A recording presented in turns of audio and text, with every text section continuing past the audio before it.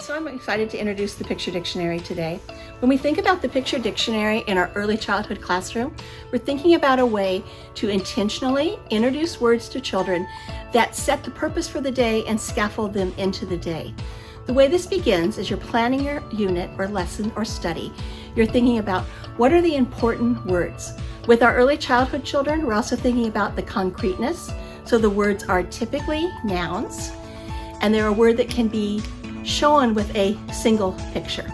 So for example, in our unit, the rainforest, one of our picture dictionary words is piranha.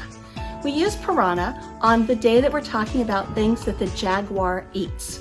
We know our children probably know the word fish, but they don't know the specificity of the word piranha. And piranha is one of the types of fish that the jaguar eats.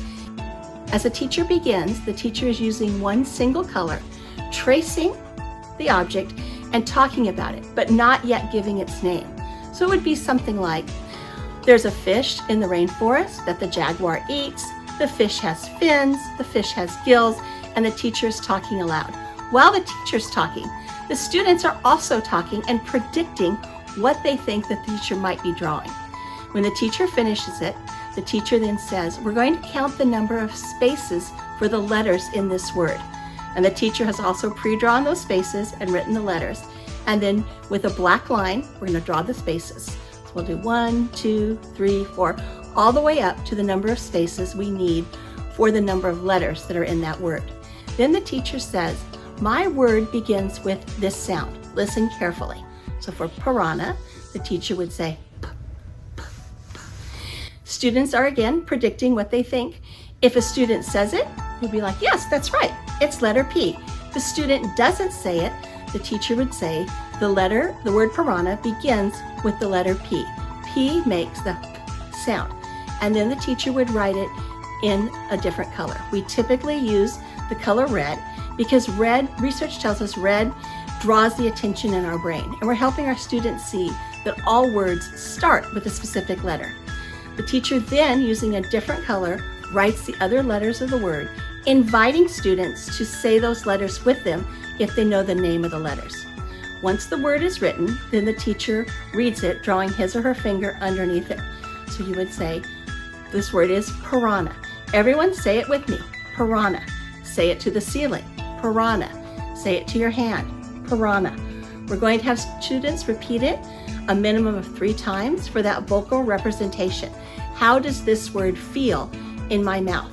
If our students are young or they're language learners, they need time to be able to wrap their mouths around those sounds and say them clearly.